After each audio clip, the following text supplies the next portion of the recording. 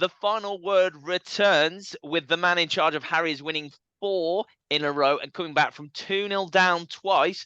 Promotions, Premier League, and profanities all feature on his resume. It's Phil Brown. Hello, Phil.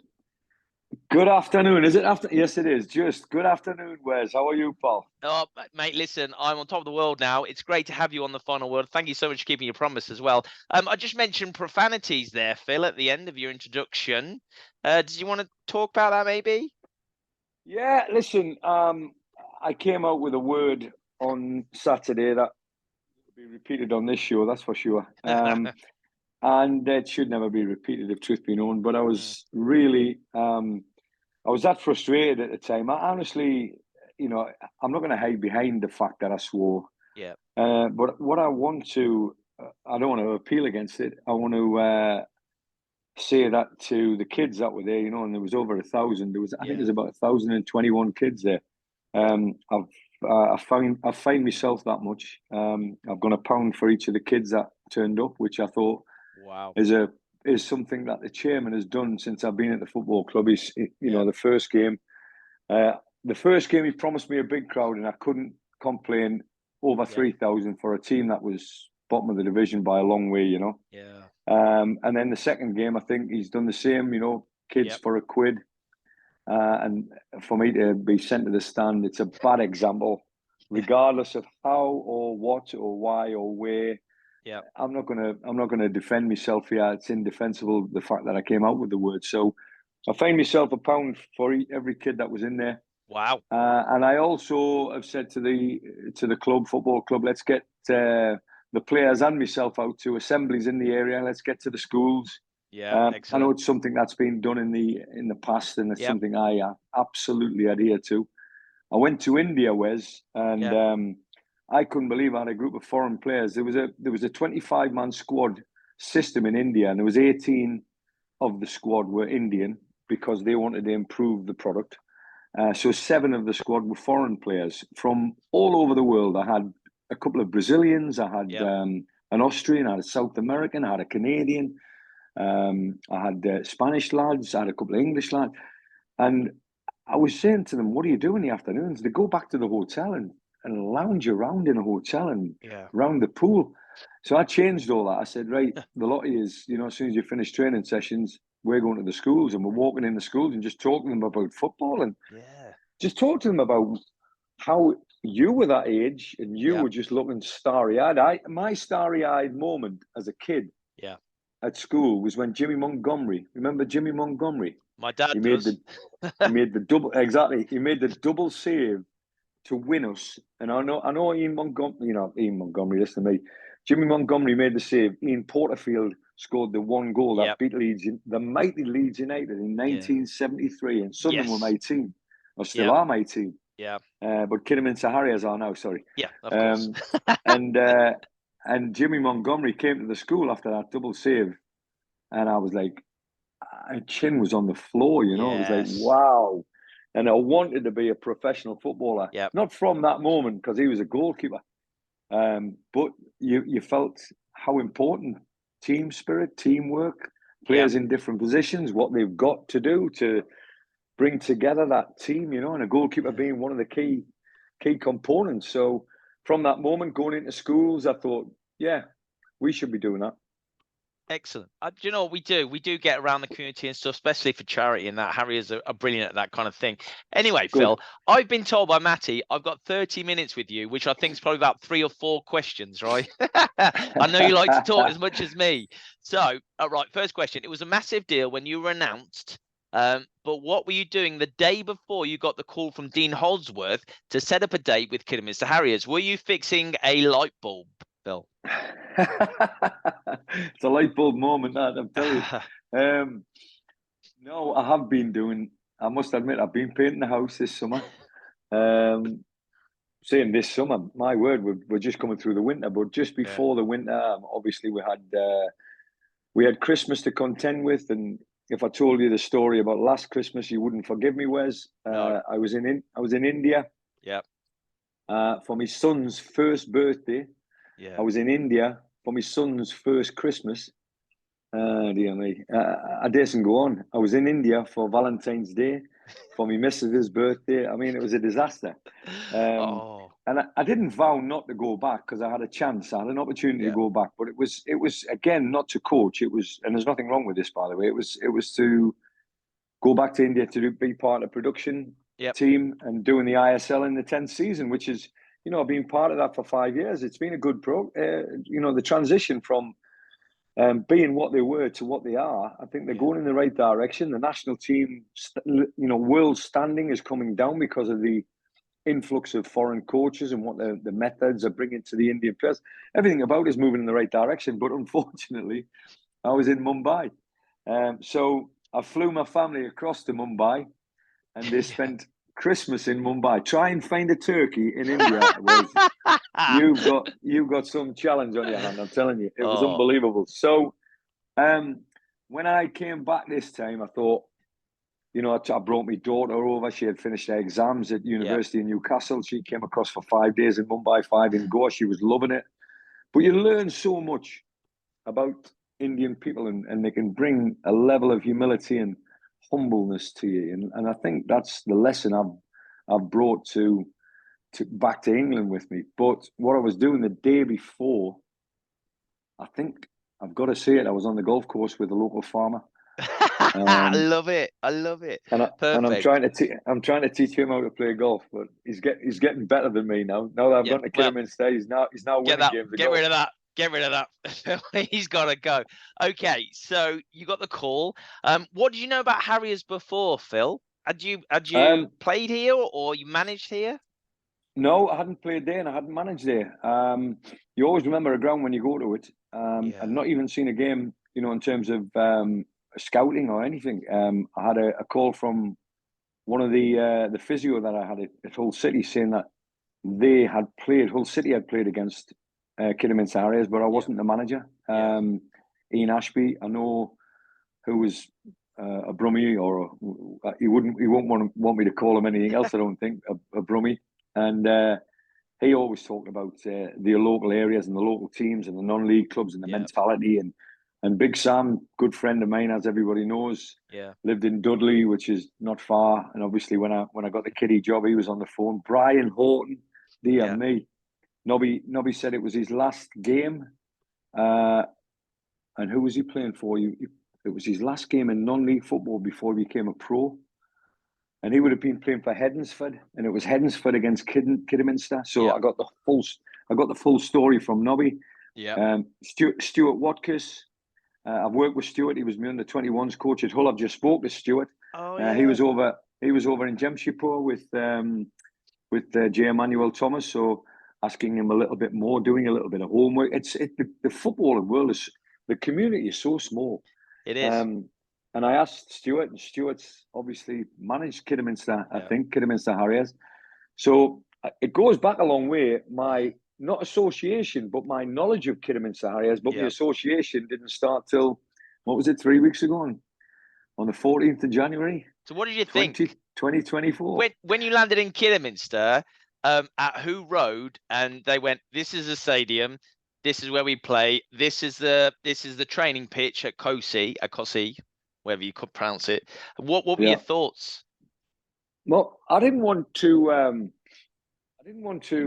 lead anybody up the garden path. I was coming to have a conversation with Dino and with Richard, the chairman. And I came to the club under not the pretense. No, there was no pretense at all. It was all above board. Everything was above board. Come and have a look and let us know what you think. I've known Dino. I mean, I gave Dino his first opportunity as an assistant manager to go sort of this side of the fence. Yeah. And then I actually pushed him back that side of the fence because I needed him on the playing. I needed him on the playing service. So he was sort of player assistant manager, which was the illustrious start for me at Blackpool under Sam Allardyce. So I think moving in the right direction. But we had ideas about the game, and Dino wanted to be a manager. He became that manager. I wanted to be a Premier League manager. I've always wanted to be at the highest level. I've always wanted to be associated with big challenges, not big teams, big challenges. And I think I've certainly ticked a lot of boxes where that's concerned. But I came under the guise that I was going to come and talk and listen and find out. And by the end of play that day, there was an offer on the table to manage the club. Wow. And I looked and I thought long and hard about it. I've always enjoyed Dean's company in terms of friends, first and foremost, friends, associates, teammates, knowing football, knowing he was ambitious, and he knew that I was ambitious, and we had a common denominator in the room, in the chairman. Yeah. And he knows the business world, and I think he knows between me and Dino, we know the football world. So everything about it was moving in the right direction. And bearing in mind, I've been involved in these kind of interviewing processes on a number of occasions, Wes, and they've been successful. Sometimes they've been not successful the rest. This was moving very quickly towards a successful ending. And I thought, I came home and I actually sat back and thought, what's just happened there? and that's literally how quickly. Not that I'd signed a contract or anything like that. It was like, oh dear me. I mean, I also listened to the stories about the previous management team and what they had done, and what they had gone through, and I could resonate with that. I could equate to that. I could understand it. I mean, I've never met Russell. I don't think I've met Russell. And I knew what he was going through. 3 or 4 years in the game, in your first tenure, by the way, is a damn good tenure. Yeah, and really well. But you're under 40 and you're now staring at oblivion. You're bottom of the league, and you've got them promoted last year with 10 wins out of 11 or whatever the run was. It was quite a phenomenal run. And I'm thinking, I put myself in issues. Was he losing his faith in himself? Because you do. There's no doubt about it. You do. It's happened to me. I've lost the changing room. I'm openly admit I lost the changing room at Southend. And you think to yourself, I know what he's going through. We need to. The only way I could help him. The only way I could help him was if I took the job, and I'm not saying I took it because of this, by the way, but if I took the job and made something of that squad that he had, because it looked a decent squad. It looked a very good squad.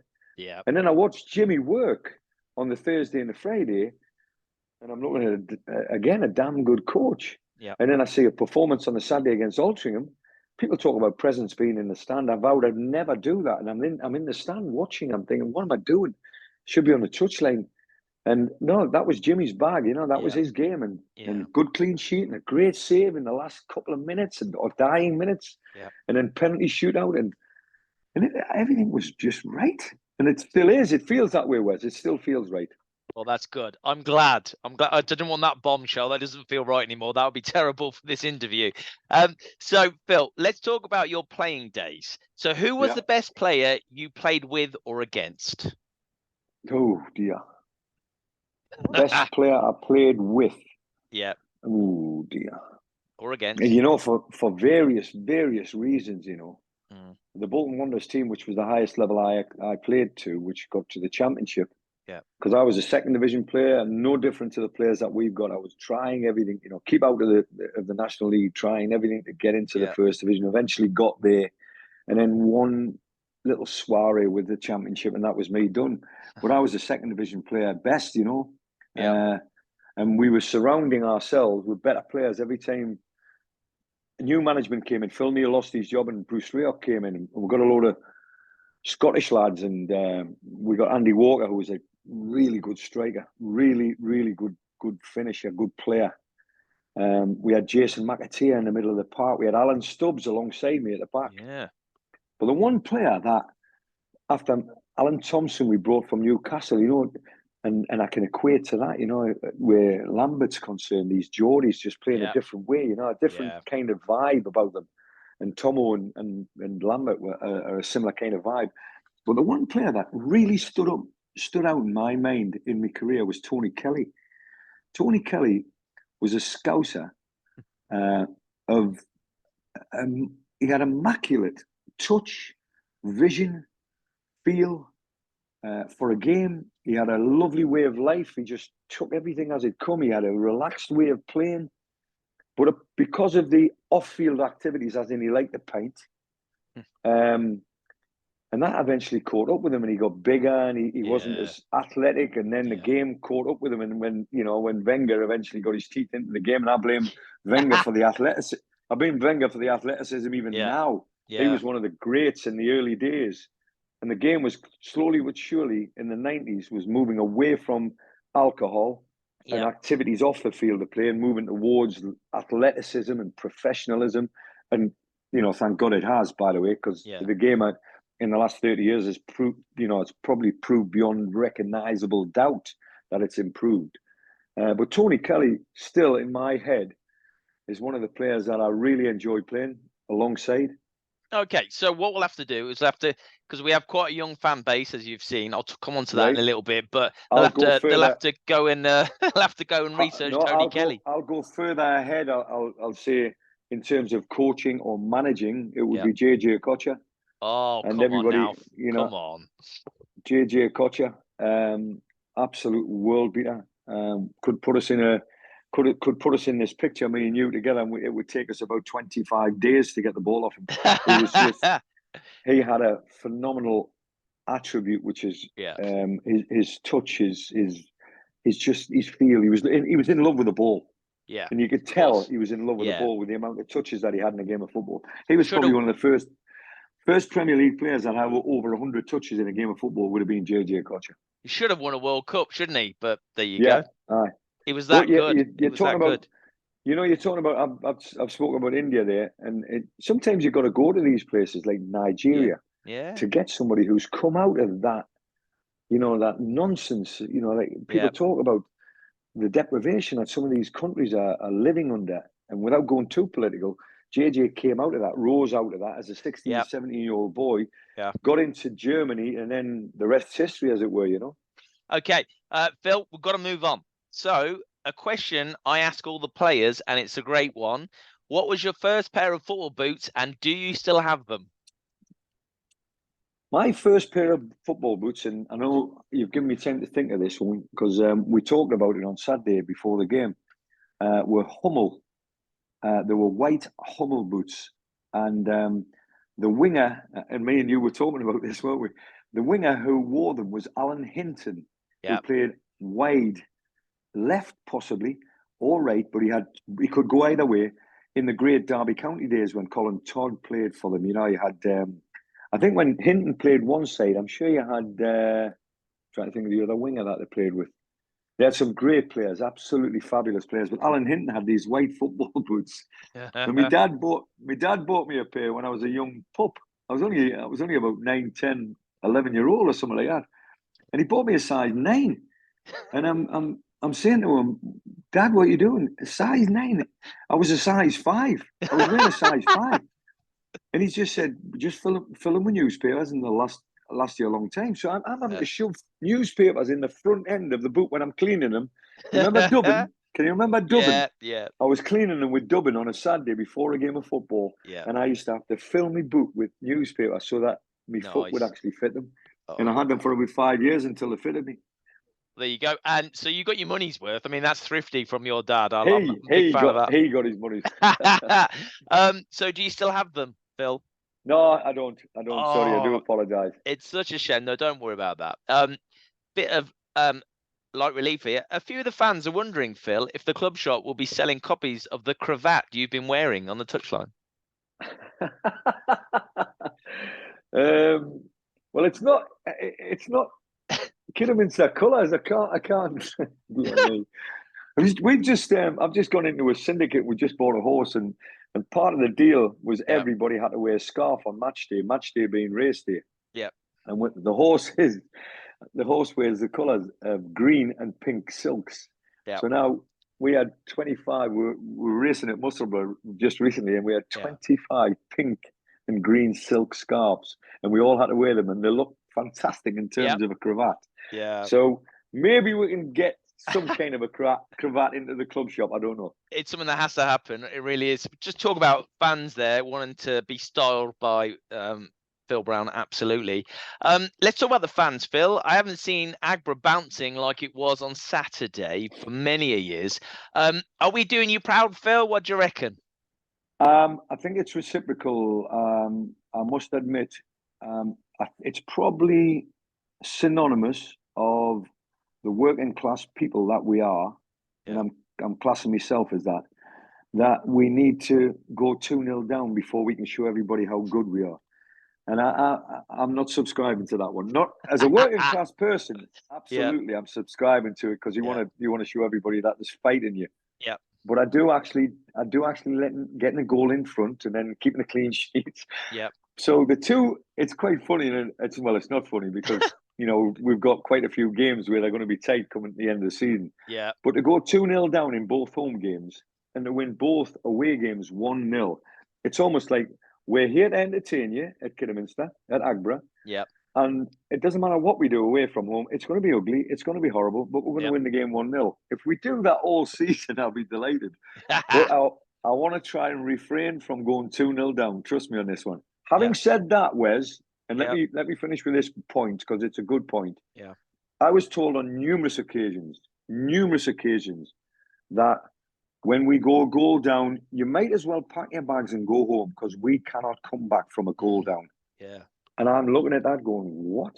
What am I hearing here? What am I listening to? So to prove a point, we've gone 2-0 down and won both games 4-2 and 3-2.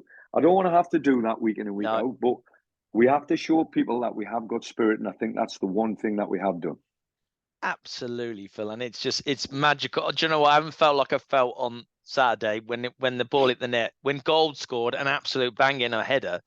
That crossing from Beckham on the left. No, sorry, it wasn't Beckham. It was Caleb. That was just awesome. Him and Penny have been just Beckham sizing them in. Beckham's never kicked a ball in his left foot in his entire life. That was a great cross by Caleb Richards. By the way, it was. I've watched it. Listen, I try and avoid because I think the reality of a football manager, without a shadow of a doubt, is to live in the moment. And I haven't watched too many incidences from the 4 games. I haven't looked back at them. I haven't, sometimes you can eulogize about your team because you're looking at the goals that you've scored, etc., etc. I don't particularly pay me money to watch goals. Sometimes I pay me money to see a good crunching tackle or somebody winning a challenger or putting their body on the line. If they put their body on the line week in and week out, I expect Agbra to be bouncing. Absolutely, it will be. Do you know what? Because we just want. I mean, it's the same. I would have thought so for most of the fans of lower league sides. They just want to see the team real try. Football. They don't care if they lose 5-4. They don't care. They just want to see them try. Absolutely. Phil, cheeky one. Will there be a signing before we head east this weekend? We've got a couple of lads in training with us. I think the part of the deal that interests me is that they want to come. I think that's a big part of the deal. If they don't want to come, don't bother, negotiating before you get here. I want you to come in. Yeah. Have a little look at us. If you've looked at us from the outside, have a little look at us on the inside and see what we're doing. I think what they'll come into, whoever they are, will be a group of players that are absolutely tight. They are tight, but they welcome people that's going to help. If they think they're going to help, I've got players knocking at my door saying, Gaffer, I think he's not bad, and by the way, that's putting them under jeopardy, it's one of them. So I think the combined energy and effort of the group is ultimately the end product, which is to stay in the National League. Yeah. Does that mean we're going to sign somebody before the cup game on Saturday? I'm going to have a look at the squad on Saturday. That doesn't mean to say I'm making 7 or 8 changes just for the sake of it. I want to have a look at players who are knocking at the door, and I mean metaphorically speaking, but literally they want to play. Yeah. And there's only one way to prove it: match day. Forget about training. Don't get me wrong, training's important. Yeah. But forget about match day. Forget about training in terms of proving a point. Match day is when you prove a point. When you've got a kid that comes and knocks at your door and say, I'm good enough to be in your team. Well, there you go. Go and show me. Yeah. And if they don't, that's not my argument. That's not my problem. That's nice. So this weekend, like I said, we head to Peterborough Sport for the FA Trophy game. A trip to Wembley is up for grabs eventually. How many times have you been to Wembley as a player, as a manager? I've been probably 7. I'm talking about Sherpa Van. I'm talking about playoffs. I'm talking about final. Oh, sorry, final wasn't at Wembley. The final was at in Cardiff. Yeah. Okay. That was the old Wembley was getting refurbished and rebuilt. Yes. And the new Wembley was just being opened in the year 2000, and we took a Bolton Wanderers team, and we were the last one. We were the last one. Oh, sorry, we were the first playoff game at Cardiff. It's not Cardiff Arms Park. What's it called? It was the Millennium Stadium back then. Millennium Stadium. Yeah. The first team to play in a playoff, and we beat Preston 3-1. And then the first one back in Wembley was Hull City, and we beat Bristol City 1-0 to go into the Premier League. So I've probably been about 6 or 7 times. Okay, so you might know this, you might not know this, but did you know Harriers have been to Wembley 3 times? No, I didn't. 87, 91, right, and 2007. Now, we've been 3 times. We've lost 3 times, Phil. 52,000 people watched us lose 3-2 after being 2-0 up at half-time in 2007 in the FA Trophy final, which was the first game, first proper game, like not a friendly or whatever, first proper game played at Wembley. So that was played before you went there. All right. So, yeah. And so, Phil, who did we lose to? We lost to Stevenage. We were winning 2-0. James Constable got a double, I think, and we lost 3-2 because we couldn't defend in the end. Russ Penn actually played in that game. Wow. I'll be watching that game then before we play this game on Saturday. Because spirit is important, you know. And listen, I'm not going to chuck this game away by any stretch of the imagination. No. But the emphasis is Solihull Moors on Tuesday night. But I've got to park that in my own head so I can get the information across, enough information. Because when them players cross that white line, if there's a little bit of clarity, if there's any cloudiness, then we'll struggle. But if there's plenty of clarity, I think we've got a big enough squad and a strong enough squad to win the game of football.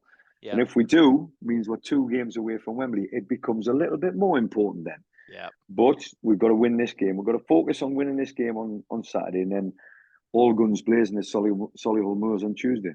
Well, I've got to be honest, Phil. Last time I went to Wembley, I saw Coldplay last year.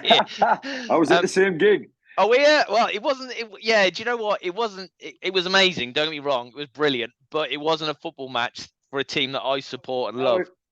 Well, now if you rephrase the question, how many times I've been to Wembley? It's more than 7 then. Because I've been to see Billy Joel. That was brilliant, by the way. Yeah. Coldplay. Yeah. Who else have I seen? I've seen about 3 or 4 gigs at Wembley. Yeah, it's always a good gig.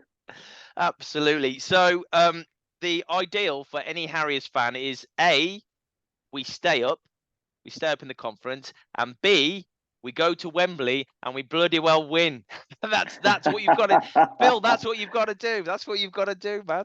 You're not asking much here, Wes, are you? But I am asking something of you, that you put a pound in the jar because you just swore. Oh, okay, a pound. I'll get a pound somewhere. I'm sure I will. Okay. Phil. Right. Thank you so much for taking time to speak to me on the final word, Phil. As you would have seen, it is called The Final Word. As the name suggests, this is your chance to have the final word and your say to the fans, okay? Which will probably reach most of them, to be honest. As soon as they see this, they'll be straight onto it. So, Phil, it's your turn. My final word to the fans are, we've won 4 out of 4, and we've rekindled everybody's spirit and belief, but we're nowhere near the finishing line. We have to stay together. We have to stay tight. We have to keep on trying desperately to climb out of this trouble that we're in. And you have everybody pulling together. We've got a great chance. The people at Kidderminster are fabulous. The chairman and Dean Holdsworth and their support of the board for the management first and foremost, to give the players what they need, the tools of the trade to win games of football, has been nothing short of brilliant. So let's keep together. Let's stay together. We've still got till April. I think it's 20th is the last game. And then we've got a Wembley visit, but not before. Brilliant. I'll take you on that one. I'll absolutely take you on that one.